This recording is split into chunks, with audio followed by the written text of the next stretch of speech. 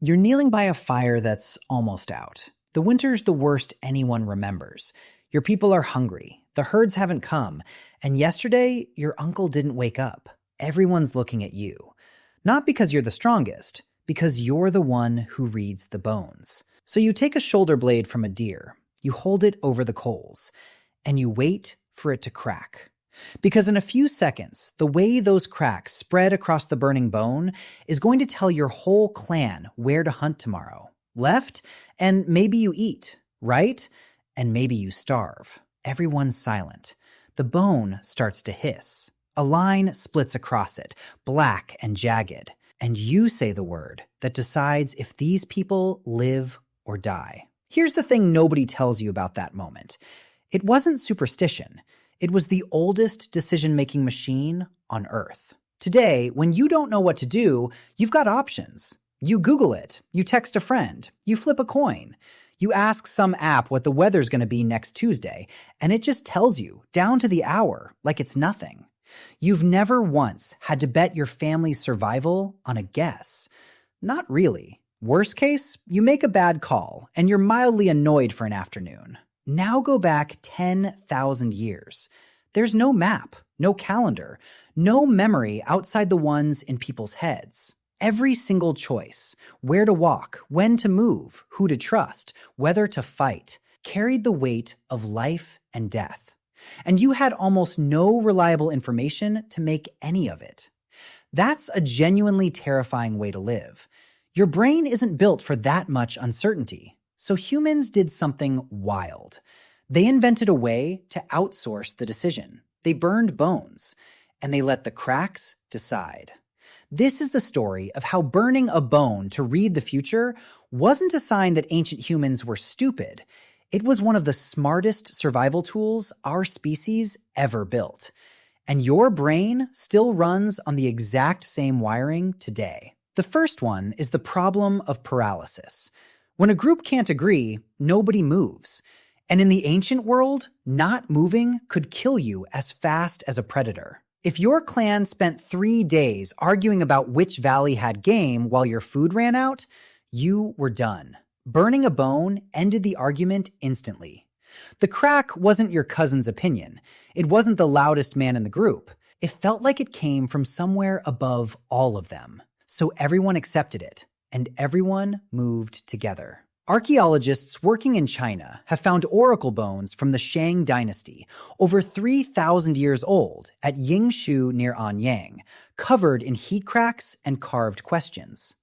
Picture thousands of cattle shoulder blades and turtle shells, each one a frozen decision, stacked in pits like an ancient hard drive of every hard choice a king ever made. But what if the real danger wasn't the decision at all? What if it was the person making it? Think about it. If one leader decides everything and that leader's wrong, everyone dies with him. And humans hold grudges. Blame the guy who picked the empty valley, and next winter, he's not leading anyone. Burning bones solved that, too. Nobody could blame you for the crack. You didn't choose it. The fire did. Some researchers who study these divination practices argue this randomizing was the whole point. It spread the risk so no single human took the fall. It let a group make a hard call without tearing itself apart over who to hate when it went wrong. And here's the one that changes everything. The cracks weren't actually random to the people reading them. And that made the bones smarter than they look. A hunter who'd tracked herds his whole life already knew, deep down, roughly where the animals should be. But under pressure, with everyone staring, that gut knowledge freezes. The burning bone gave that instinct a voice. Anthropologists studying the Naskapi people of Labrador found hunters using caribou shoulder blades over fire to choose hunting grounds. And it may have stopped them from overhunting the same spot until it was empty. The bone scattered them across the land. Not magic, just a very old, very clever trick for making a good guess when a good guess was everything. And every single bit of this depended on one thing: fire. No fire, no cracks. No cracks, no answer. The whole practice, every oracle, every prophecy, every life or death hunting call, sat on top of the one technology that separated us from every other animal on the planet: control of heat. Think about what fire actually did. It let a soft, clawless, weak-jawed primate cook meat and unlock calories no raw diet could give. It pushed back the dark. It kept the wolves at the edge of the light instead of at your throat. Lose your fire on a freezing night, and you might simply not exist by morning. We've got the physical proof burned into the ground. At Wonderwork Cave in South Africa, researchers found ash and burnt bone, suggesting controlled fire 1,000,000 years ago. And you don't have to imagine what fire meant to a lone human, because we found one. Ötzi, the 5,300-year-old Iceman, frozen in the Alps with his gear still on him. He was carrying fire. Embers wrapped in leaves, packed in birch bark, so he'd never be caught in the cold without a spark. That's how much it mattered. A man carried the future in his pouch, and it was made of fire. So the same flame that cooked your food and saved your life at night, you could also lay a bone across it and ask it what to do next. Fire didn't just keep ancient humans alive. It became the thing they trusted to tell them how to stay alive. But here's the part nobody talks about. Reading the cracks might have accidentally trained the human mind to think in a completely new way. To read a burnt bone, you can't just glance at it. You have to sit with it, study a pattern, argue about what it means, remember what last time's cracks looked like and what happened after. You're building a shared story, a system of symbols that everyone in the group agrees to read the same way. That's not a small thing. That's the raw material of writing itself. And this isn't a stretch. Those Chinese oracle bones I mentioned, the questions carved beside the cracks are some of the oldest examples of Chinese writing ever found. The characters people use today can be traced straight back to marks scratched next to a burn line on a 3,000-year-old turtle shell. People were trying to record what the fire said, and in doing it, they started writing down history. So a desperate trick for surviving winter may have quietly handed us memory that outlives the person who made it. Not a decision, not a plan, just an accident that turned cracked bones into the first pages of the human record. And this wasn't one weird culture doing one weird thing.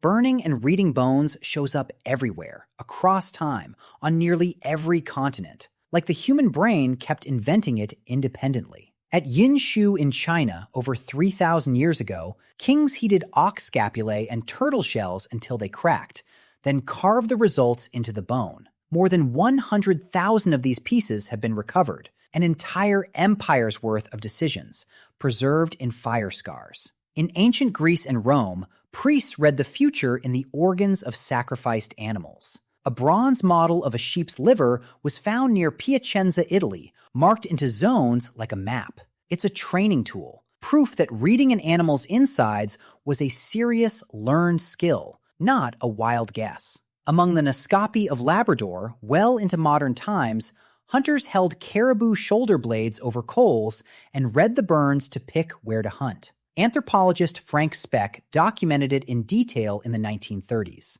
A survival strategy still breathing in the 20th century. In Bronze Age Europe, archaeologists keep pulling burnt, cracked animal shoulder blades out of settlement sites. The pattern is unmistakable. The same scorched bones, the same purpose, thousands of miles from China, with no one copying anyone. And across the Eurasian steppe, sheep bones scorched for divination turn up again and again in nomadic camps. Different people, different centuries, same fire, same bone, same question thrown at the dark. What do we do now? So why did this exact idea keep appearing everywhere? A researcher named Richard Sosis, an anthropologist at the University of Connecticut, dug into the Naskapi bone burning in a well-known analysis, building on earlier work by O.K. Moore. His argument is beautifully simple. The whole point of burning the bone was that the cracks were random, and random was exactly what those hunters needed. Left to themselves, humans fall into patterns. Hunt the easy valley again and again, until it's stripped bare and the animals learn to avoid it. But a random crack sends you somewhere new. It breaks your own predictable habits. It scatters your hunting across the land so no single spot ever gets destroyed. In other words, the superstition was doing real math. It was a randomizing engine dressed up as a prophecy, and it may have kept whole populations from starving by stopping them from outsmarting themselves. And you still do this, right now, today. You've done it with a coin, big choice, can't decide, so you flip it. Heads we go, tails we stay. You didn't really trust the coin, but it broke the deadlock in your head, and something in you relaxed the second it landed. That relief? That's the exact same wiring the bone readers were using. Your brain genuinely hates uncertainty. It burns energy. It spikes your stress. It keeps you frozen. So when something outside you makes the call, your body lets go of the tension. The unknown finally has an answer. That's why people still read horoscopes, still knock on wood, still trust a lucky number when the stakes feel too big. It's not that you're gullible. It's that you're carrying a survival instinct 100,000 years old. The deep human need to hand an impossible choice to something bigger than yourself. Ancient humans handed it to the fire. You hand it to a coin. Same brain, same ache, same relief when the answer finally arrives. So go back to that fire, the one that's almost out, the hungry faces, the deer bone hissing in the coals. That crack that's about to split across the bone isn't ignorance. It's a group refusing to freeze. It's a leader who won't get blamed. It's a hunter's gut instinct finally given a voice. It's the first spark of writing. It's a randomizing engine keeping a whole people alive. And it's the same reflex that makes you flip a coin when your own life gets too heavy to call. They didn't burn bones because they were fools. They burned bones because the future was dark, and they needed something, anything, to answer back. And honestly, so do you.